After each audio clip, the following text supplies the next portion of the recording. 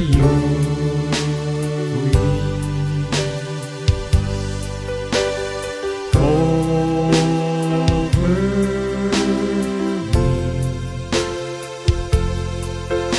me within your mighty hands. When the oceans rise and thunders roll, I will soar with you above the storm. Father, you are king over the flood. I will be still, know you are God.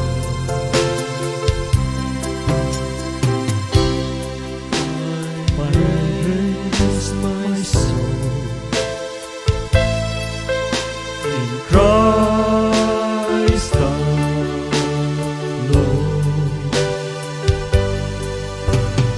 Know His power in quietness and trust. When the oceans rise and thunders roll, I will soar with you above the storm. Father, you are king over the flood. I will be still, know you are God.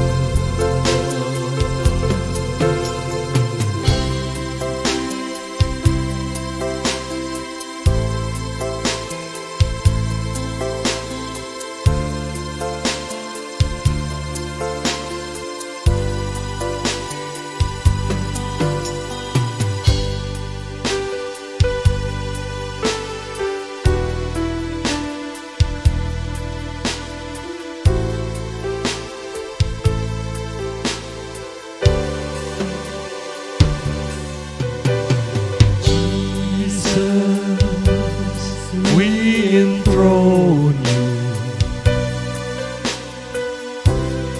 We proclaim you are King.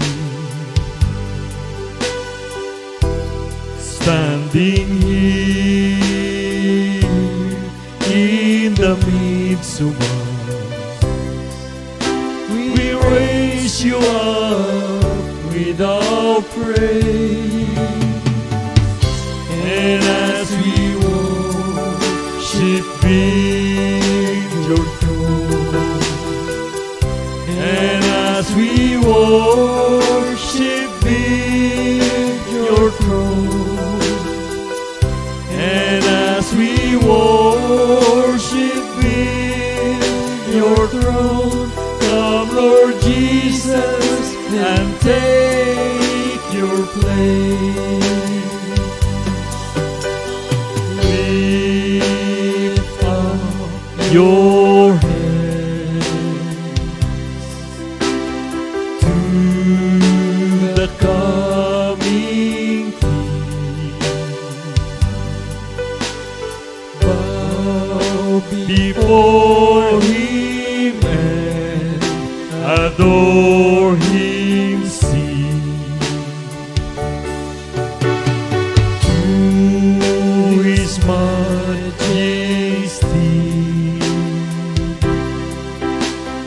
Let our praises be pure and holy. Give Him glory to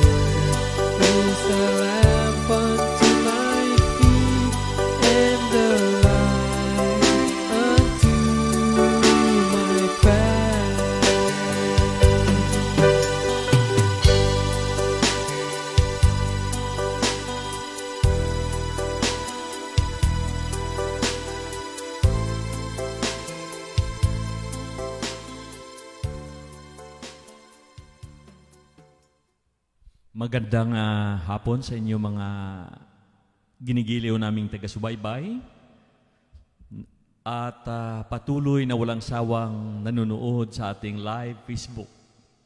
No? Dito naman tayo sa paghayag ng salita ng ating Panginoon. Pero bago po tayo mag-umpisa, manalangin po muna tayo. Sa ngalan ng Ama at ng Anak at ng Espiritu Santo. Amen. Dakilang Diyos at mapagpalang Ama, salamat po sa oras na ito, sa muling kalakasan na iyong pinagkaloob sa bawat isa sa amin, kasama ang aming mga kapatid na walang humpay, na nanonood at sumusubaybay sa iyong mga aral. Loobin mo nawa po na itong mga aral na ito ay maging liwanag sa amin at mangin buhay ng aming bawat kaluluwa. Lubin mo rin po na ito'y maging instrumento ng kagalingan namin, pisikal at espiritual. At ito po ay magdadala ng walang humpay na pag-ibig at kapayapaan sa aming mga sarili. Itong aming panalangin in Jesus' name, Amen and Amen.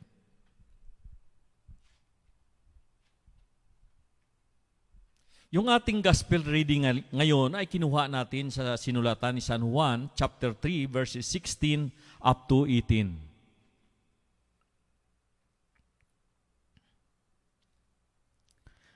Gayon na lamang ang pag-ibig ng Diyos sa sanlibutan, kaya ibinigay niya ang kanyang bugtong na anak, upang sinuman ang sumampalataya sa kanya ay hindi mapahamak, kundi magkaroon ng buhay na walang hanggan.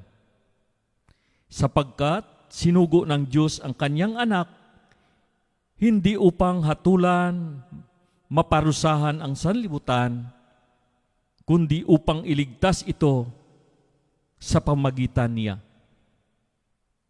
Hindi hinahatulan, maparusahan ang nanampalataya sa bugtong na anak ng Diyos. Ngunit, hinahatulan ng maparusahan ang hindi nanampalataya sa Kanya. Mga kapatid, ang mabuting balita ng ating Panginoong Hesukristo.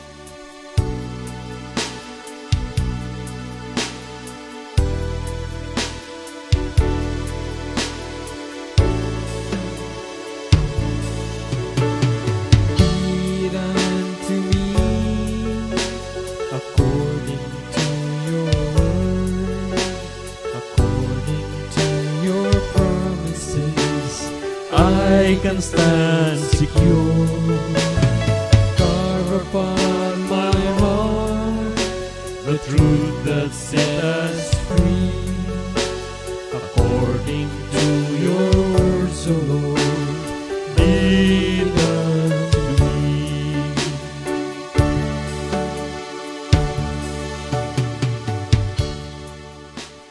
Hallelujah. Nakasubaybay ngayon yung ating kapatid na sa England, no?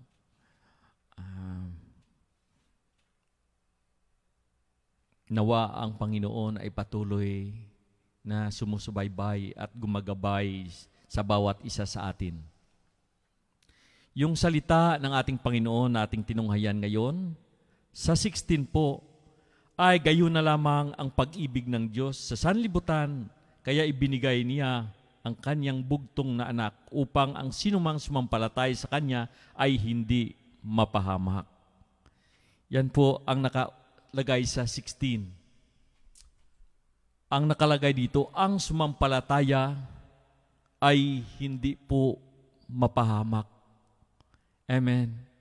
Ito po ang sinasabi ng banal na salita ng Panginoon. Pag sinabi kasi natin pong mapahamak, ang sinumang sumasampalataya sa kay Jesus na ipinadala ng Ama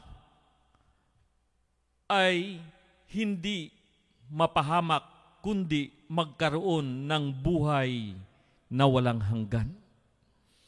Ito po ang salita na nagbibigay inspirasyon sa bawat isa sa atin na nananalig at nanampalataya kay Jesus. Na ang bawat isa na nananalig sa kay Jesus, makapagsasabi na, Lord, ikaw ang lahat sa akin. No? Ang iyong proteksyon ay suma sa akin, sapagkat sinabi mo, ang nananalig at nanampalataya sa iyo ay hindi mapahamak. Dito po, sa salita ng Panginoon, itong pahamak na salita dito, marami pong kahulugan ito. Amen. Marami pong kahulugan ito.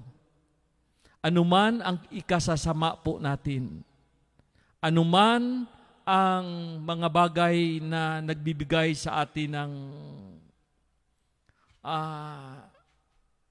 kaparusahan, anuman ang nagbibigay sa atin ng mga bagay na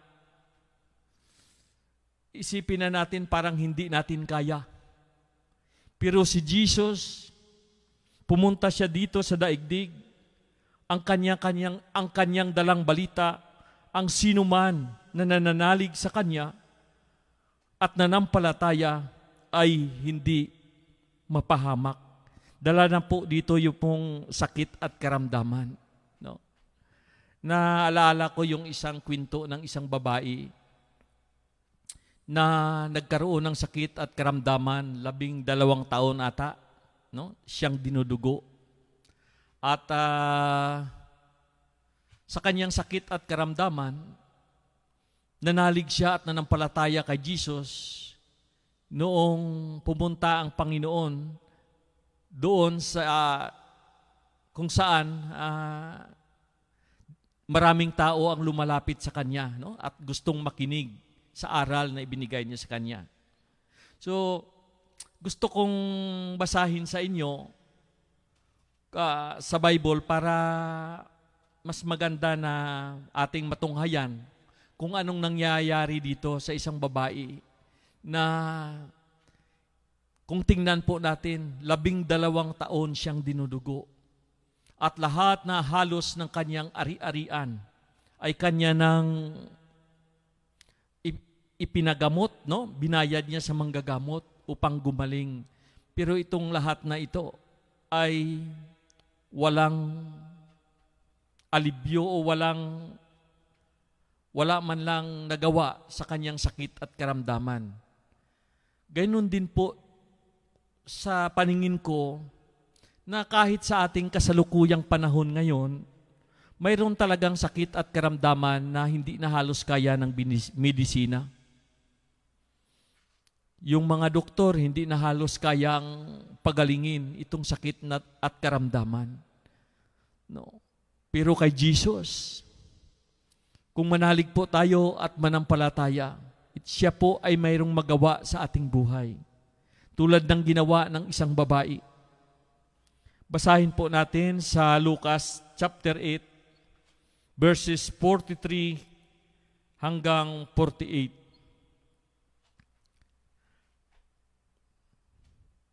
Kabilang sa mga ito ang isang babaeng 12 taon nang dinudugo at hindi mapagaling ninuman. Naubos ng lahat sa pagagamot ang kanyang kabuhayan. Lumapit siya sa likuran ni Jesus at humipo sa palawit ng kanyang damit. At pagdakay tumigil ang kanyang pagdugo. Nagtanong ngayon si Jesus, sino ang humipo sa akin? Nang walang umamin, sinabi ni Pedro, Guro, naliligid po kayo at sinisiksik ng mga tao. Ngunit sinabi ni Jesus, may humipo sa akin. Naramdaman kong may bisang lumabas sa akin. Nang malaman ng babae na hindi pala naligid ang kanyang ginawa, siya ay nanginginig at lumapit at nagpatira pa sa paanan ni Jesus. At pagkatapos sinabi niya ang lahat ng naroon kung bakit niya hinipo si Jesus at kung paano siya gumaling agad. Sinabi sa kanya ni Jesus, Anak, pinagaling ka ng iyong pananalig sa akin. Umuwi ka at ipanatag mo ang iyong kalooban. Yung isang babae na 12 taon ang dinudugo, lumapit sa kay Jesus. At sa kanyang sarili, sinabi niya, pag nahipo ko lang yung laylayan o palawit, no? Nakalagay dito. Pag nahipo ko lang yung laylayan ng kanyang damit, ako po'y gagaling. At yun nga ang nangyari. No. Nanalig siya at nanampalataya na pag nahipo niya ang damit ng ating Panginoong Hesukristo, ay siya ay gagaling. Ngayon, naramdaman ng ating Panginoong Hesukristo na mayroong kapangyarihan na lumabas sa kanyang katawan. Sa oras ding iyon na hinipo siya ng babae. At nagtataka siya at tumingin sa kanyang paligid at nagtatanong, sino ang humipo sa akin? Si San Pedro Apostol ay sumagot sa katanungan ng ating Panginoong Hesukristo. Nasabi niya, ang daming tao dyan sa paligid. Ba't ka magtatanong na kung sino yung gumalaw o sino yung humipo sa iyong damit? Ang daming tao, masikip nga eh. Amen? Masikip, maraming tao. Pero sa kadami-daming humipo, tanging yung babae, yung napansin ng ating Panginoong Hesukristo na sa oras na yon, na nananalig at nanampalataya itong babae kay Jesus. Na sa oras na siya ay lumapit at kahit man lang ang kanyang damit ay mahipo nitong babae, ay inilagay niya sa kanyang isipan na siya ay gagaling at nangyari nga ayon sa kanyang pananalig at panampalataya. Maraming tao, dahil nga masikip, maraming tao na nakahipo kay Jesus pero walang naramdaman. Amen? Dahil nga masikip. Kung tayo po ay lumapit kay Jesus at hindi po tayo nananalig at nanampalataya, ito pong lahat ng ito ay walang mangyayaring himala sa ating buhay. Tulad ng karamihan, sapagkat ang lugar na yun ay masikip at maraming tao ang halos nakahipo o nakasalamuha ng ating Panginoong Hesukristo. No. Sapagkat sa oras na yun, walang social distancing. Amen. Masikip pero walang problema. Amen. Lahat sila halos, no? Nakahipo o naka-touch sa damit ng ating Panginoong Hesukristo pero walang nangyari. Kaya nga sinabi ni San Pedro maraming tao rito, magtataka ka pa ba kung sino ang gumalaw sa iyo? Sino yung nakahipo sa iyo sapagkat dito ay maraming tao? Sabi ni Jesus, kakaiba kasi may nararamdaman ako. Hello. Kaya nga ang sabi ng banal na salita ng Panginoong Hesukristo, no? Sa sinabi ng babae, sa kanyang pananalig at panampalataya kay Jesus na sa oras na mahipon niya yung laylayan ng damit ng ating Panginoong Hesukristo ay siya'y gagaling, ay tumpak sa ating binasa sa 16. Gayon na lamang ang pag-ibig ng Diyos sa sanlibutan ito, sa bagay na kanyang ipinadala ang kanyang kaisa-isang anak, na sinuman ang manalig at manampalataya sa kanya, ay hindi mapahamak, kundi magkaroon ng buhay na walang hanggan. Amen. So ganun po mga ginigiliw kong mga kapatid, na dito sa salita ng ating Panginoon, nakita po natin kung anong klaseng pananalig na mayroong himala at pagpapala at kapangyarihan. Amen. Marami po tayo na may mga adhikain o hangarin sa oras na po tayo ay manalangin. Pero mayroong panalangin na instant prayer, insigida, no? Sa Spanish, insigida, no? Diyan kaagad, no? Kung ito'y panalangin natin tulad ng isang babae, no?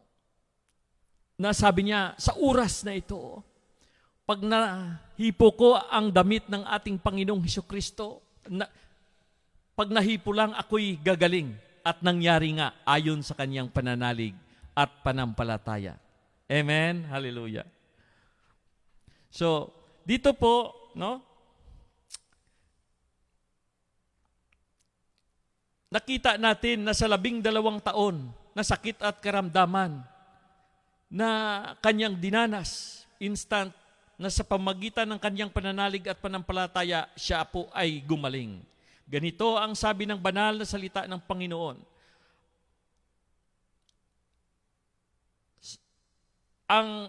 Upang ang sinumang sumampalataya ay hindi mapahamak, kundi magkaroon ng buhay na walang hanggan. Hindi na mapahamak, magkaroon pa ng buhay na walang hanggan. Amen? Patuloy po tayo. Sa 17 po, sapagkat sinugo ng Diyos ang kanyang anak, hindi upang hatulan, maparusahan ang sanlibutan, kundi upang iligtas ito sa pamagitan niya. Amen. Bakit sinugo? Ano ang iligtas sa sanlibutan? Hello? Mga katanungan, no? Dito sa ating binasa. Sapagkat sinugo ng Diyos ang kanyang anak hindi upang hatulan, maparusahan ang sanlibutan, kundi iligtas ito sa pamagitan niya. Iligtas po ang sanlibutan sa kasalanan sa pamagitan ng ating Panginoong Hesukristo. Amen. Hallelujah. Isang kanta ka.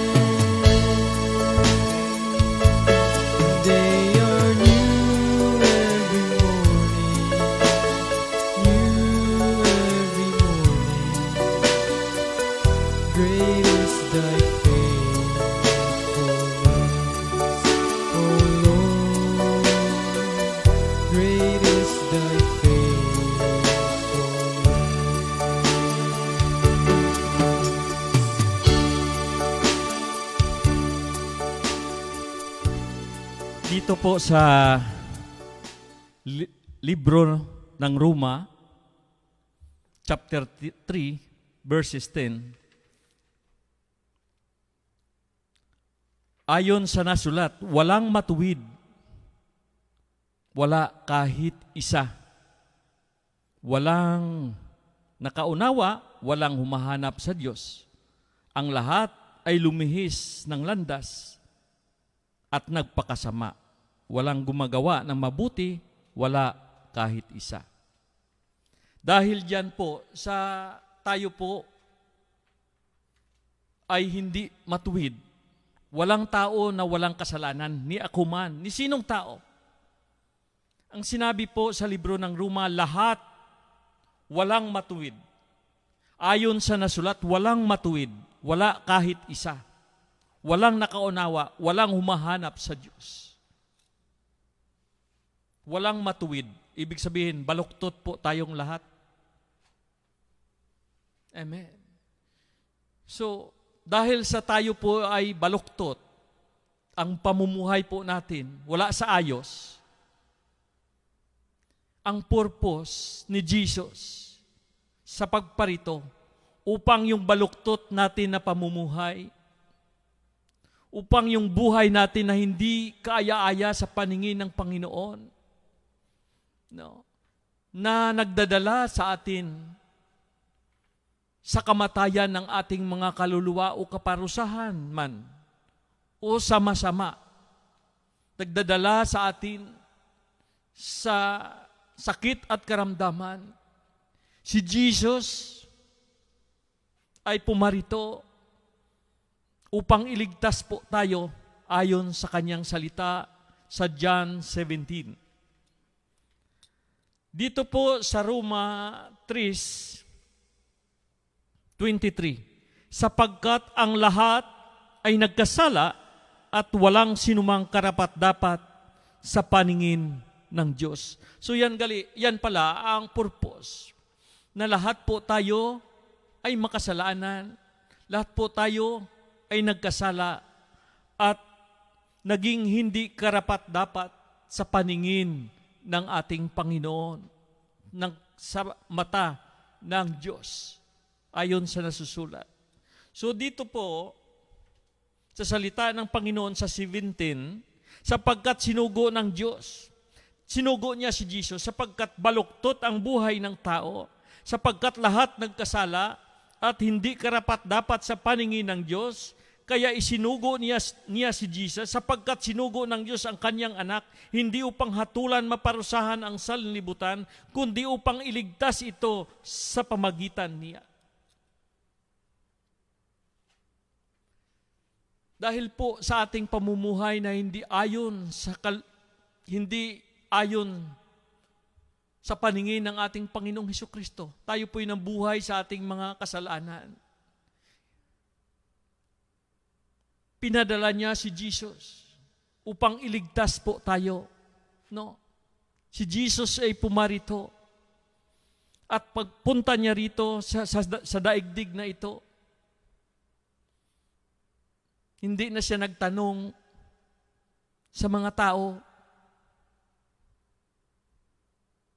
kung anong pamumuhay mayroon sila. Sapagkat bago siya umalis, alam niya na pumarito siya sa akin na isang makasalanan.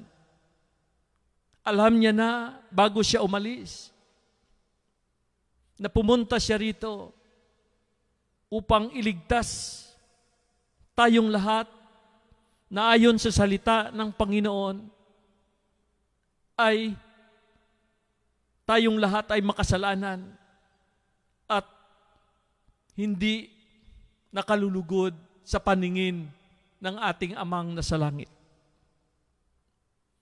So pumunta siya rito, alam niya na ang kanyang misyon dito sa lupa upang hanapin hindi yung mga matuwid. Sapagkat kung matuwid ang hinahanap niya, ayon sa salita ng Roma, wala siyang makita. Mayroon mga tao nagsasabing wala akong kasalanan. Pero kung sinabi niyang wala siyang kasalanan at siya'y tanging matuwid, ginagawa niyang sinungaling ang Diyos. Si Jesus pumarito para sa akin na isang makasalanan, hindi upang hatulan ako na isang makasalanan, kundi iligtas ako sa kapahamakan ng aking kaluluwa bago mahuli ang takdang araw, takdang oras, na kung saan magwakas na tayo dito sa daigdig na ito. Ang nais ni Jesus na lahat tayo po'y maligtas. At pumunta siya rito upang mangaral. Na pumunta siya rito sa daigdig, hindi upang hatulan, kundi upang iligtas ang sinuman na nais nito. Bakit ang sinuman ang nais nito? Sapagkat hindi lahat nananalig at nanampalataya sa Kanya. Bagaman nais ng Diyos na tayong lahat ay maligtas, sapagkat mahal tayo ng Ama, hindi siya nag-atubiling ipadala si Jesus sa daigdig na ito upang tayo po'y maligtas. Pero nung si Jesus nandirito sa daigdig na ito, hindi lahat nananalig at nanampalataya sa Kanya, kundi mayroong nananalig at mayroong hindi. Kaya nga kung ating tunghayan ang salita o ang libro ng Revelation, bugna, no? O pahayag, na nakalagay po doon, napakarami yung maparusahan, singdami ng buhangin sa dalampasigan ang maparusahan. Kung kayo ganun na lamang, napaka-importante para sa ating Panginoong Hesukristo ang isang kaluluwa na maligtas at magmamana ng buhay na walang hanggan. Sapagkat inibig pa ng daigdig na ito ang mamuhay ayon sa turo at aral ng daigdig na ito na walang limitasyon kaysa hanapin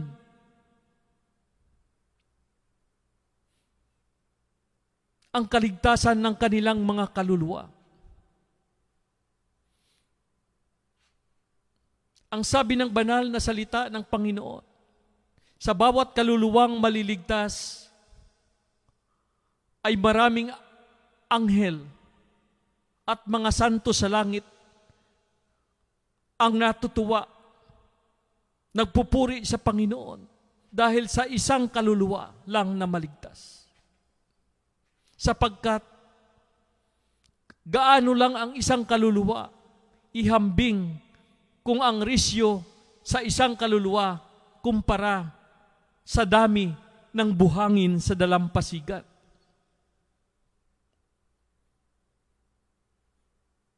Kasi sa daigdig natin, pag hindi po tayo nanalig at nanampalataya sa ating Panginoong Hesukristo, sundin po natin ang aral ng daigdig na ito. Wala po tayong takot gumawa ng mga immoral na bagay na naghahantong sa kapahamakan ng ating mga sarili at naghahantong sa kamatayan ng ating mga kaluluwa. At ito po ang dahilan kung bakit marami ayon sa salita ng Diyos ang hindi maliligtas, kundi maparusahan sa impyerno, sapagkat di nila pansin ang pagparito ni Jesus upang sila po ay iligtas sa kamatayan. Amen. Hallelujah. Dito po sa libro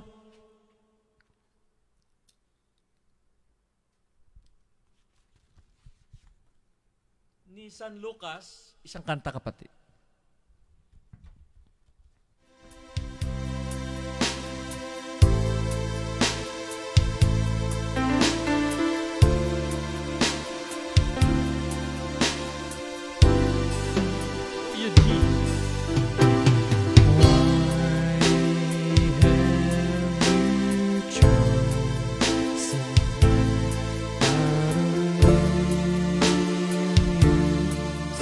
Your child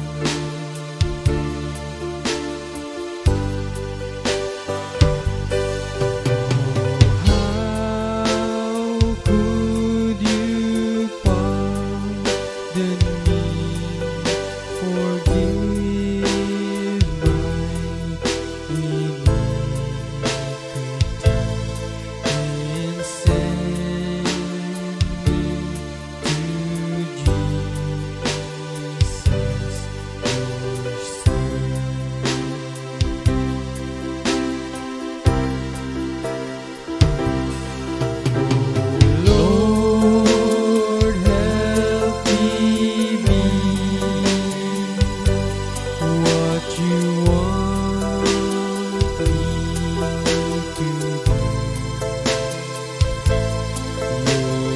Your words I will strive to obey.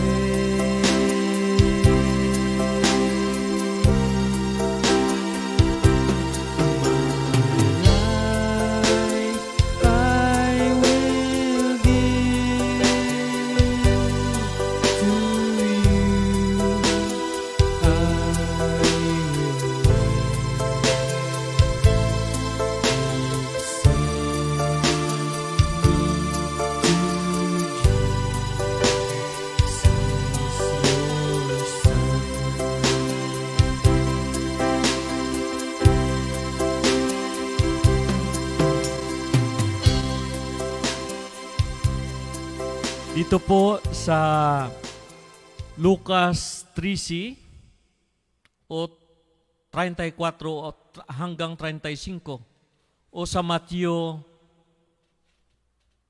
at sa Matthew 23, 37 hanggang 39. Matthew 23, 37 hanggang 39. Jerusalem, Jerusalem, pinatay mo ang mga propita at binabato mo ang mga sinugo sa iyo. Kamakailan kung sinikap, nakupkupin ang iyong mga mamamayan gaya ng pagkaloob ng isang paglukob ng isang inahin sa kanyang mga sisiyo. Ngunit ayaw ka, kaya lubusang pabayaan ang iyong tahanan. Sinasabi ko sa iyo, hindi na ninyo ako makikita hanggang dumating ang oras na sabihin ninyo, pagpalain nawa ang dumarating sa pangalan ng Panginoon. Dito po, sa sinasabi ko na po, hindi lahat naniwala sa kay Jesus. Maging noon pa man, maging ang Jerusalem, o hanggang ngayon sa kasalukuyan. Marami pa tayong mga kapatid na hanggang ngayon hindi pa po nanalig at nanampalataya kay Jesus, sapagkat mas inuuna pa natin ang hamon at tinuturo ng daigdig na ito, na minsan po ito po ay nagdadala sa atin sa ating kapahamakan ng ating mga sariling kaluluwa. Sapagkat hindi lahat na tinuturo ng daigdig na ito ay para sa kabutihan. Mayroong mga bagay na ang iba nitong tinuturo ay nagdadala ng kapahamakan ng ating mga kaluluwa. Hindi bawal sa kanila ang maglasing. Makabili sila ng alak. At pag nalasing na sila, sila po ay gagawa ng gulo. Kunting bagay lang, nag-away sila hanggang minsan ito po'y humahantong sa patayan. Anong dahilan? Dahil sa pag-inom na hindi naman ipinagbabawal ng ating daigdig. Negosyo yan eh. Ano pa? Mga ehemplo lang yan. Lahat ng bisyo na nakasisira sa katawan ng tao, yan po ay ipinagbabawal ni Jesus. Sapagkat sinabi ni Jesus, ang ating mga katawan ay templo ng Espiritu Santo. At anuman ang makasisira nitong katawan na ito, ay mananagot po tayo sa ating Panginoon. So halos sinisira na ito ng ating mga kapatid, itong katawan na ipinagkaloob sa kanila, sapagkat hindi nila alintana yung pagparito ng ating Panginoong Hesukristo upang iligtas sila. Kung kaya nagpatuloy sila sa kanilang mga ginagawa na hindi ayon sa turo ng ating Panginoong Hesukristo. Nagsesyabo sila, nag-aadik, o ano paman. Mga kapatid, hindi namin o hindi ko sinasabi na kung kaya ko sinasabi yan, ako'y matuwid. Ako po ay isa ring makasalanan at yan po ay naganap sa sinabi sa Roma sa 3:10. Pero bagaman ako isang makasalanan,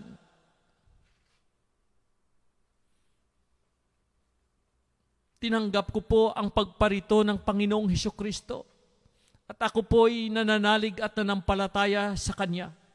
At hindi ko po isinasarili ito sa aking sarili lamang. Kundi ipinakilala ko rin po sila sa inyo. Ipinakilala ko rin si Jesus sa inyo. Sa hangarin na pagmanalig po tayo, mga kapatid, at manampalataya kay Jesus, ating malasap at mapatunayan ang kaligtasan na dala ni Jesus sa atin. Isa na diyan po ang kapayapaan, kagalingan na hatid ni Jesus noong tayo po ay nanalig at nanampalataya sa Kanya, o maging kagalingan tulad ng nangyari sa isang babae na 12 taon ang dinudugo.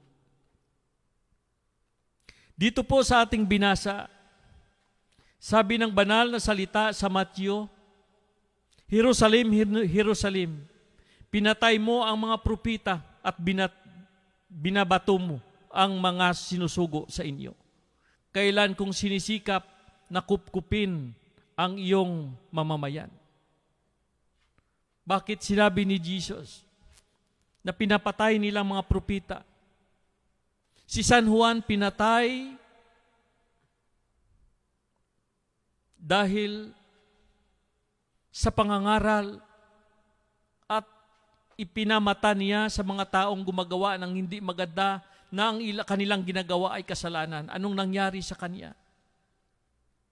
Pinutulan siya ng ulo. Pinutulan si San Juan ng ulo at nilagay sa isang planggana. Noong si Jesus pumarito, anong ginawa nila? Pinako sa cross. Anong ginawa sa mga tagasunod ni Jesus?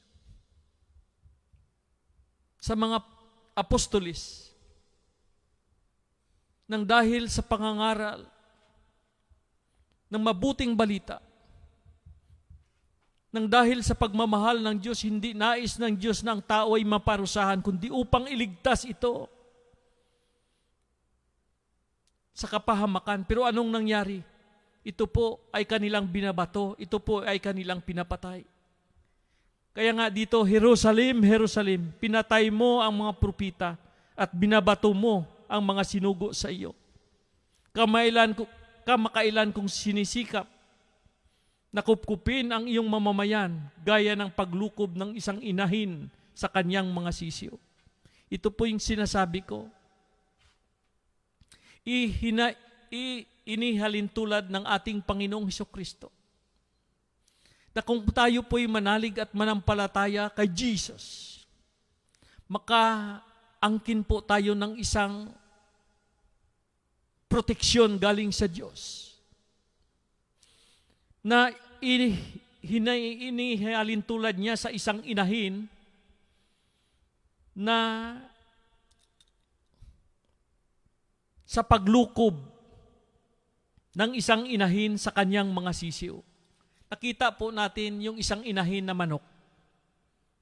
Pag walang makain yung kanyang sisiw, hanap siya ng pagkain at kanyang tawagin yung mga sisiw, lalapit isa-isa at yung pagkain na para sa kanya, hindi niya kakainin, ibigay niya pa sa kanyang mga sisiw.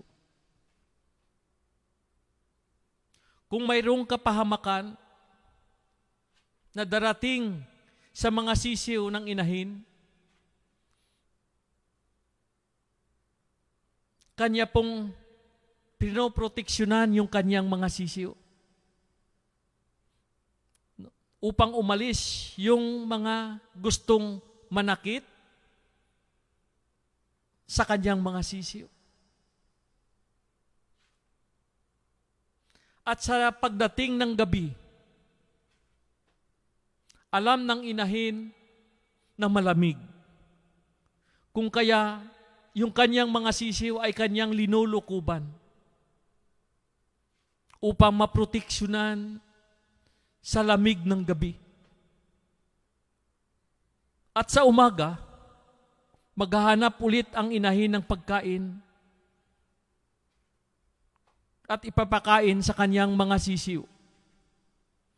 Tingnan mo minsan,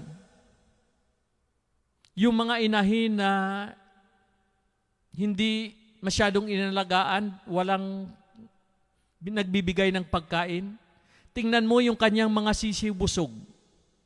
Pero tingnan mo yung ang inahin, busugin niya muna yung mga sisiw bago siya kumain ng kanya.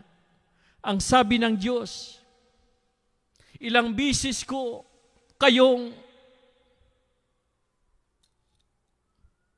Jerusalem, Jerusalem,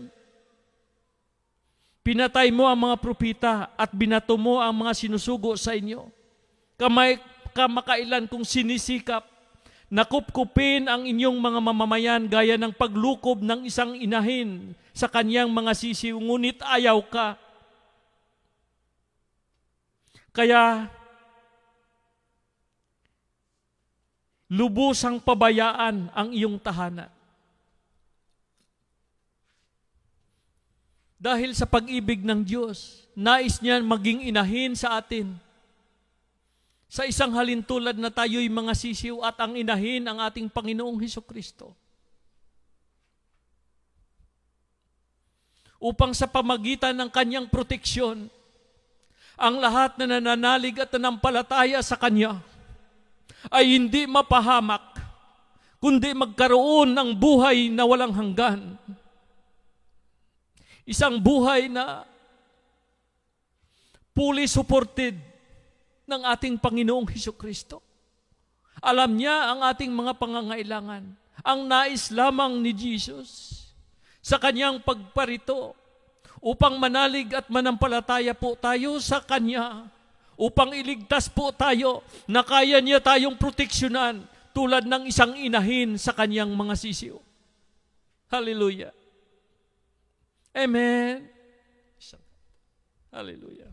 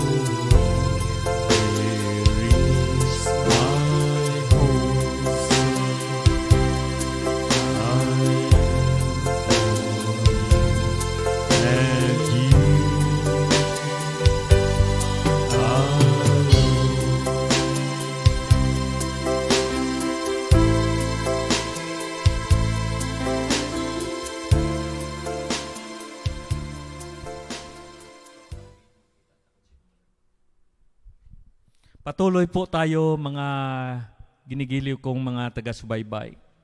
Dito po sa binasa natin sa 38, kaya lubusang pabayaan ang iyong tahanan. Sinasabi ko sa inyo, hindi na ninyo ako makikita hanggang dumating ang oras na sabihin ninyo, pagpalain nawa ang dumarating sa pangalan ng Panginoon. Kaya nga sabi ng Panginoong Hesukristo, hindi na ninyo siya makikita hanggang sa dumating ang araw na kayo mismo ang magpuri sa Panginoon. No, bagaman ang mga Israelita mayroong hindi nanalig at nanampalataya kay Jesus, pero nanatiling ang salita ng Panginoon hindi sumisira o hindi sinira yung pinto para sa kanila. Mahinto yung pabayaan ang kanilang bayan hanggang dumating ang oras na sabihin ninyo, pagpalain nawa ang dumarating sa pangalan ng Panginoon. Yung mga bagay na bunga ng kanilang hindi pagpananalig, yan po ay mahinto hanggang pagdating. Yan po ay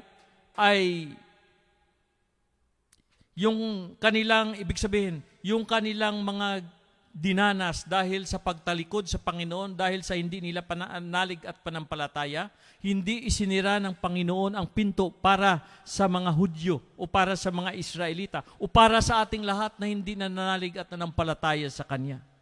Ang sabi dito, pag tayo po ay magbalik loob sa Kanya at magsasabi, purihin o pagpalain nawa ang dumarating sa pangalan ng Panginoon. Ang sabi dito ng Panginoon, sinasabi ko sa inyo, hindi na ninyo ako makikita hanggang dumating ang oras na sabihin ninyo na pagpalain nawa ang dumarating sa pangalan ng Panginoon. Anong ibig sabihin nito? Na yung pagpabaya sa kanila ay mahinto kung sila po ay sa bandang huli magkilala at magbabalik loob sa Panginoon. Amen. So ganyan. Malay natin, no, mga kapatid, ito ang salita ng Panginoon. Malay natin sa ating totoong buhay. Mayroon tayong mga kamag-anak, mayroon tayong mga kapatid, mayroon tayong kababayan na sa ngayon, wala pa sa piling ng Panginoon. Pero bandang huli, no? Sila ay ginamit ng Panginoon, no? Bandang huli sila po ay magbalik loob, no? At yung mga pag-iwan sa kanila nang dahil hindi sila tumanggap ay huminto noong sila po ay nagbalik loob sa Panginoon. Amen. Napakaganda ng pag-ibig ng Diyos. Kahit gaano tayo kamakasalanan, noon hindi din natin tinanggap ang Panginoon. Naging sinunod natin yung ating layaw. No? Naging hindi po tayo kalugod-lugod sa paningin ng Panginoon. Pero sa sandali, sa bandang huli ng ating buhay, ay na-realize natin. No? At nakilala natin yung Panginoon sa pamagitan ng ating mga kapatid na naghayag ng salita ng Panginoon. No? At tayo po'y nagbalik loob sa Kanya. Ang lahat na mga parusa na bunga ng ating hindi natin pagkilala sa ating Panginoong Hesukristo ay nahinto yon. Sapagkat tayo po ay nagbalik loob bandang huli sa ating buhay. Hindi pa huli po ang lahat, mga kapatid. Bagaman tayo po ay makasalanan, bagaman tayo po ay sa kasalukuyan ay palagay na natin na tayo'y makasalanan at nawala ng hindi karapat-dapat sa paningin ng Panginoon. Pero bandang huli tayo po ay nagbalik loob. No?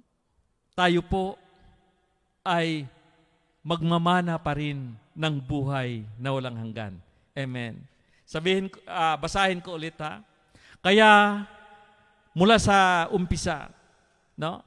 Sa 38, Kaya't lubusang pabayaan ang iyong tahanan. Sinasabi ko sa inyo, hindi na ninyo ako makikita hanggang dumating ang oras na sabihin niyo, pagpalain nawa ang dumarating sa pangalan ng Panginoon.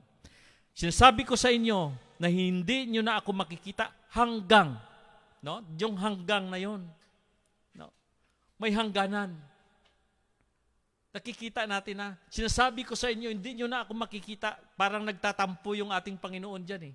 No? Nagtatampo. Sinasabi ko sa inyo, hindi nyo na ako makikita hanggang. Pero may hanggang. Amen?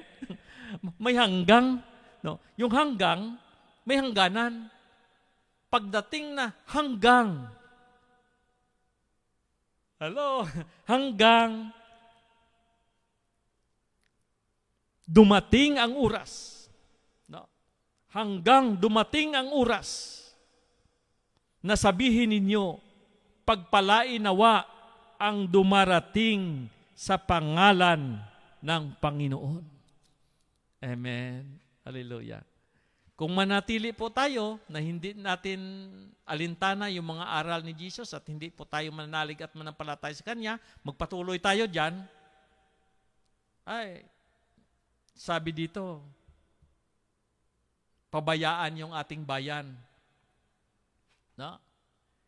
Pero sa sandali na tayo pong magbalik loob sa Kanya, yung pabayaan ng ating bayan na sinabi ng ating Panginoong Hesukristo, may hanggang pala to, yun sa dulo. Hanggang. Pabayaan kong iyong bayan hanggang na ikaw ay magbalik loob. Amen. So ganito yan. Hindi mawala na yung bayan natin, yung Pilipinas, o saan mang dako sa mundong ito. Ang mundo ay makasalanan. At isang purpose ni Jesus na pumarito siya rito upang iligtas ang daigdig na ito. Amen. Pero sa sandali pong magbalik loob ang mamamayan, sa sandali na bumalik tayo sa piling ng ating Panginoong Hesukristo, ang Diyos ay handa po tayong tanggapin. Hallelujah. Amen. Thank you. Praise the Lord. Patuloy po tayo mga kapatid.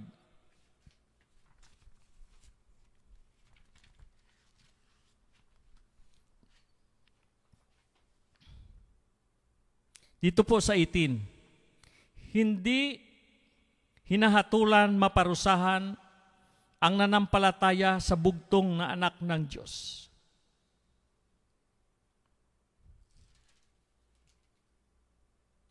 Ngunit hinahatulan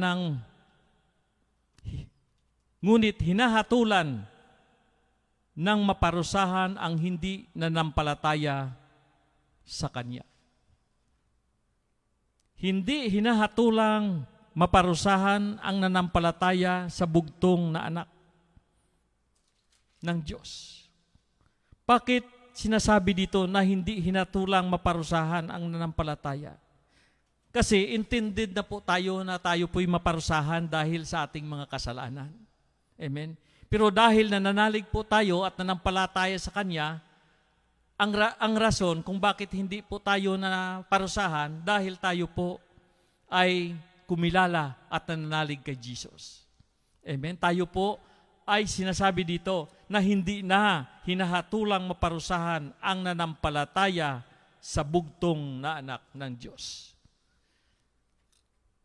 Amen. Pero yung hindi nanampalataya ay pinaparusahan. Ganito yun mga kapatid, ang isang ehemplo. Isang halimbawa. Na kung tayo po, alam natin at batid natin na sa salita ng Diyos na ating tinunghayan sa Roma, 3:10, ng lahat nagkasala at walang isang matuwid. No? At dahil diyan, hindi tayo kinalugdan ng Ama. Dahil hindi po tayo kinalugdan, ipinadala niya yung kanyang anak upang tayo po'y iligtas sa kapahamakan. Ngayon, lahat na mga taong makasalanan tulad ko, kahit sino pa man na makasalanan, pag nanalig at nanampalataya sa Kanya, yung kanyang mga kasalanang ginawa ay hindi na iisipin pa sa Kanya. Hindi na siya hahatulan ayon sa ating tinunghayan. Siya po ay patawarin nito. Yan ang sinabi ng banal na salita ng Diyos. Wala sinasabi dito na kung malaki na yung iyong kasalanan, ay hindi ka nakasama dito sa John 3:18. Kundi ang sinabi dito, hindi hinahatulang maparusahan ang nanampalataya sa bugtong na anak ng Diyos. Amen. Nalala po natin yung isang kriminal, isang magnanakaw na nakapako sa krus kasama ng ating Panginoong Hesukristo. Amen. At siya po ay nagsisisi at ang sabi niya, Panginoon, no, nananalig na siya at Panginoon, nawa ay alalahanin mo ako sa iyong pagdating mo sa paraiso. No? Ang sabi ng Panginoon, ngayon din, isama kita sa paraiso. Anong klaseng pamumuhay mayroon yung isang kriminal? Amen? Kaya nga siya ibinitin din sa cross kasama ng ating Panginoong Hesukristo dahil sa kasalanang sobra-sobrang kanyang ginawa. At ito po ang kaparusahan sa mayroong mga taong sobra-sobrang kasalanan na ito po ay ang katimbang nito ay kamatayan. Para sa tao, ito po ay nagdudulot na ng kamatayan sapagkat siguro ang kanyang nagawang kasalanan ay tinatawag natin na death penalty. No? Sa kapanahunan nila. Yun na ang kanyang parusa, death penalty. Pero sa sandaling sinabi niya sa Panginoong Hesukristo, Panginoon, alalahanin mo ako, pagparoon mo sa iyong kaharian. Sabi ni Jesus, ngayon din isasama kita sa paraiso. Ano pa? May isang babae na nagbibinta ng kanyang dangal at ang katumbas po nito batuhin hanggang mamatay. Ang sabi ng Panginoong Hesukristo, ako man ay hindi kita hinahatulan. No. Huwag ka nang magkasala ulit. Amen. Huwag ka nang gumawa ng kasalanan ulit. At pinatawad ng ating Panginoong Hesukristo. Maraming mga kasalanan na sa tingin ng daigdig na ito ay wala ng pag-asa. Pero para sa Diyos, ang kanyang pagmamahal sa atin ay walang limitasyon. Maging gaano pa tayo makasalanan. Kung tayo taos puso po tayong nagsisisi sa ating mga puso. Taos puso po tayong nagbalik loob sa Kanya. Kailanman, hindi niya po tayo iniwan. Malugod siyang tatanggapin po tayo. Sapagkat yan po ang kanyang misyon dito sa daigdig. Na pumunta siya rito hindi upang hatulan ang sanlibutan, kundi iligtas ito sa kanilang nagawang mga kasalanan. Amen. So yan. Ang sino man na nanalig sa Kanya ay hindi nahahatulan maparusahan ang mga nanampalataya sa bugtong na anak ng Diyos, na si Jesus. Amen. Ngunit, hinahatulan ng maparusahan ang hindi nanampalataya sa Kanya. Sa kadami-dami po, sa kadami-dami po ng mga tao dito sa daigdig, mayroong nanalig at nanampalataya sa Kanya, kung kaya hindi na raw ayon sa salita ng Diyos parusahan. Pero mayroon din, lalo na dito po sa Canada. Hindi lahat, mahirap sa tao ang maniwala. O saan mang dako ng mundo. Napakahirap para sa tao ang maghayag ng salita ng Diyos at upang mangaral sa kanila.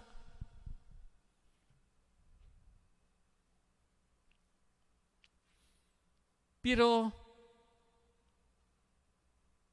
ang salita ng Panginoon ay hindi nagtapos lamang sa kung ayaw mo na, hayaan ka na lang. Ang Diyos ay patuloy na naghihintay sa atin, sa mga taong nais magbalik loob sa Kanya. Ngunit, kung hindi po tayo magbalik loob sa Kanya at manatili po tayong mamuhay alinsunod sa pamumuhay na walang pananalig kay Jesus, sinasabi dito na hinahatulan ng maparusaan ang hindi nananalig sa Kanya. Bakit? Pag hindi po tayo mananalig sa Kanya, wala tayong pananampalataya kay Jesus, nakikita po natin ang ating sarili. No? Nakikita po natin kung gaano tayo kasama. Nakikita natin kung gaano mga kasalanan nating ginawa. At dahil doon, guilty po tayo. Kaya ang akala ng mga tao na nandyan sa buhay makasalanan, akala nila wala nang tsansa para sa kanila. Kaya nga, sabi niya, pag nakadapa ka, magdapa ka na lang. Pag nadapa ka, dapa ka na lang. Yan ang mga ego ng mga taong wala pananampalataya sa Diyos. Amen. At ang isa pa, nakalagay sa isipan nila na kung manalig sila at manampalataya sa kay Jesus, kunin sa kanila kung ano yung bisyo na sa kanila. Amen. Anong bisyo? Halimbawa, kung tayo po'y mananalig at manampalataya kay Jesus, kailangan kung may asawa ka na dalawa, iwan mo yung isa. Kung gusto mong lumapit kay Jesus, sayang yung isa, kailangan dalawa. Amen? So, yan ang nagpipigil sa kanya upang hindi manalig at manampalataya kay Jesus. Ano pang isa?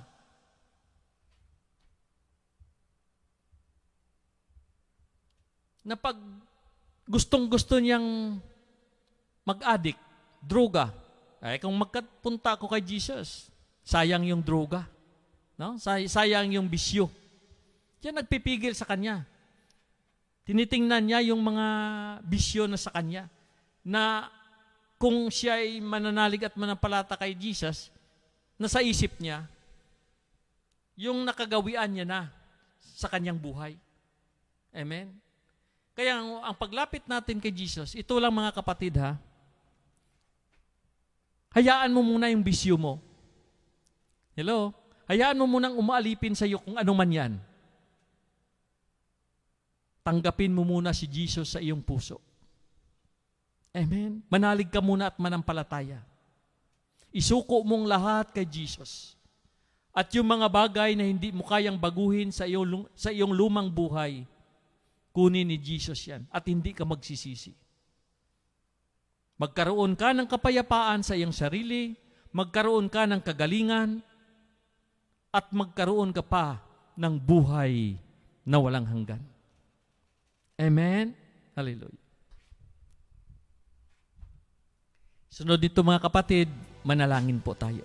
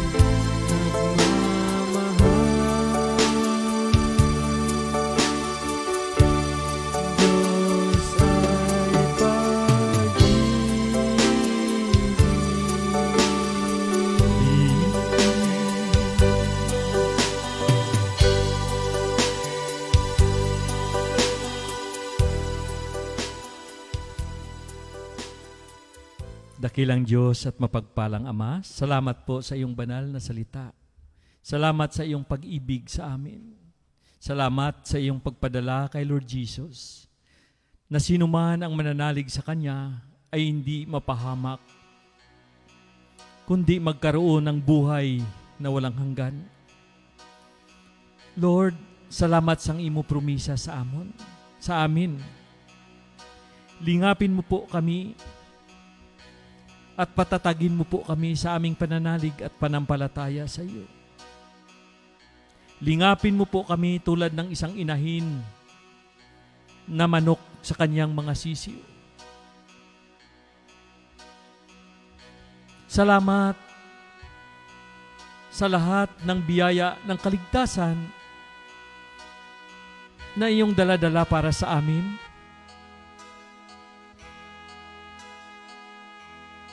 Loobin mo po, Panginoon, na dahil sa kaligtasan na iyan at sa iyong mga banal na salita ng katotohanan, abutin mo ang bawat pangailangan ng aming mga kapatid na patuloy na sumusubaybay at nananalig at nanampalataya sa iyo.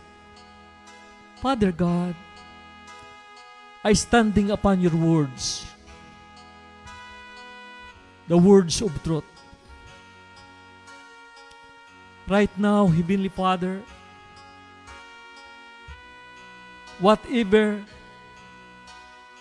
we ask in the name of Jesus to you, you grant our prayers. Father God, we believe in you. We believe in your love.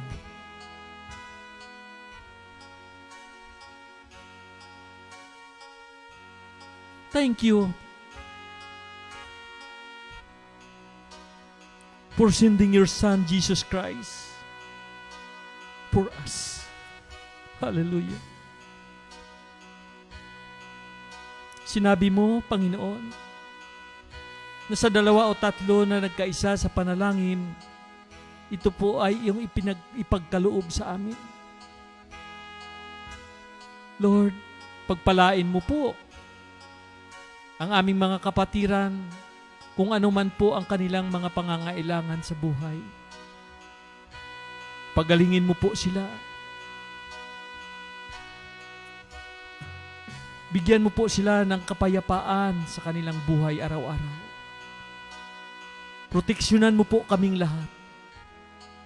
Alalahanin mo rin po ang aming komunidad, ang Diyos Gugma, ang aming servant leader, ang mga brothers and sisters namin na patuloy na naghahayag ng iyong banal na salita, maging sa radyo man o sa telebisyon, o lahat na Kristiyano sa buong daigdig, ang mga CFD na patuloy na nangangaral sa katotohanan. Alahanin mo rin po ang aming Santo Papa, ang aming mga obispo, ang aming kaparian at ang mga madre, ang mga laymen. Lord, patnubayan mo kaming lahat, sapagkat kung wala ang inahin sa kanyang mga sisiyo, walang-wala kaming magawa. Mamamatay kami sa gutom dahil walang inahin nag-aakay sa kanyang mga sisiyo. Pagdating ng gabi, pagdating ng tag-init, walang umaakay sa amin. Ikaw ang tangi naming Diyos na mahabagin at maawain. Lingapin mo po ang mga kapatid namin na sa banig ng karamdaman. Ang mga frontliners, Lord, ingatan mo po sila.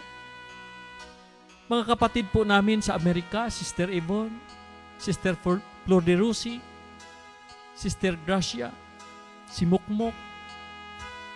Sa England, ang aming kapatid, Sister Lisa. Sa Australia, ang aming kapatid, si Annalyn.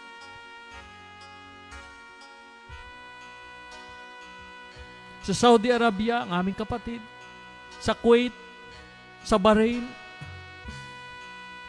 Si Judy, Panginoon. Paghalingin mo po sa kanyang sakit at karamdaman. Saudi Arabia, ingatan mo po sila. Ingatan mo rin po kami dito sa Canada. Salamat sa mga biyayang walang humpay na iyong paginagkaloob sa amin. Salamat sa mga pagsubok sa buhay kung saan kami po ay tumatatag. Alahanin mo rin po ang aming bansang Pilipinas. Ang aming pamahalaan mula sa presidente down to sa mga kagawad, ang Forces of the Philippines, PNP, nurses and doctors all over the world. Remember Canada, O God, our brothers and sisters in Christ, our Premier, our Prime Minister, our mayors,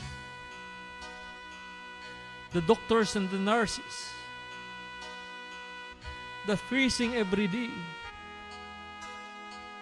to support our brothers and sisters who suffered the COVID-19. Give them a knowledge and wisdom, O God. Our doctors and nurses to be instrumented how to heal the COVID-19 by your guidance, by your help, O God. Holy Spirit, please guide them. Guide our doctors and nurses.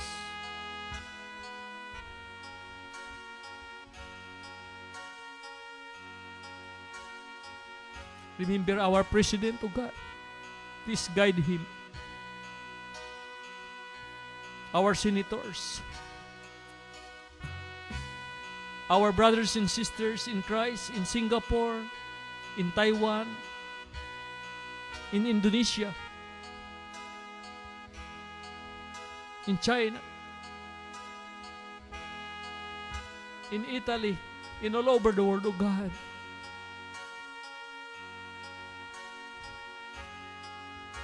Please protect them by your Holy Spirit. We believe in you, and you promise to us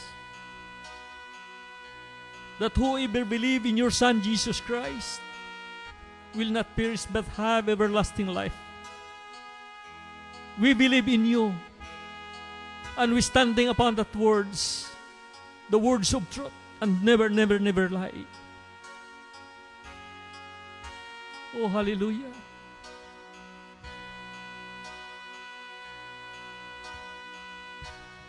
Father God, bless them.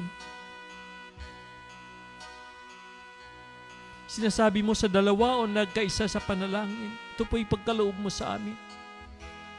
Sapagkat nandyan ka sa aming kalagitnaan